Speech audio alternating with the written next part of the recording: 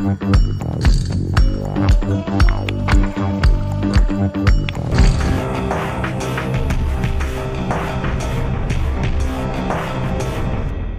voir des buts dans cette rencontre, il faut attendre la 4e et dernière période et une réalisation de Benjamin Viret qui du même coup libère tout un stade, même si le Suma avait fait le boulot lors du premier quart-temps avec un but de Voronovski.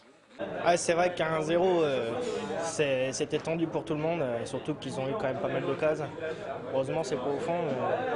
C'est vrai que je touche une balle devant, je la mets au fond. Bon, voilà, j'ai eu peut-être un peu de chance aussi, mais bon. Joie de courte durée toutefois pour les Diables Rouges puisque Carpentras, presque dans la foulée du but de Viret, revient à 2-1 et replonge du même coup les Troyens dans le doute. Heureusement, à 9 minutes de la fin, Laurent Lenoir viendra apporter les 3 points de la victoire à son équipe d'un maître tir. Il faut reconnaître qu'aujourd'hui, au moins dans les 2 premières mi-temps, on s'en sort bien. Vu l'ensemble du match, on s'en sort bien. On a la chance de marquer tout au départ.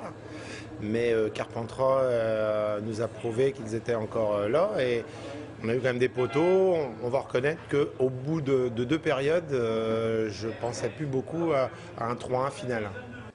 Auparavant, le Suma avait développé un jeu assez brouillon et dans lequel transparaissaient plusieurs atermoiements ainsi que plusieurs fautes. Il y a encore énormément de réglages. Je veux dire, défensivement, on a encore des choses à régler. Par contre, offensivement, on va trop vite. De mon goût, on va un petit peu trop vite. On ne se donne pas les moyens de construire. On tombe un petit peu dans le jeu de l'adversaire. Mais bon, quand il y a un résultat de 3-1 contre une grande équipe, après, bon. Mais il y a encore du travail, oui, c'est vrai. Carpentras, il est vrai, a montré sa valeur en étalant un jeu de qualité. Les sudistes ont plus d'une fois mis les Diables Rouges en difficulté.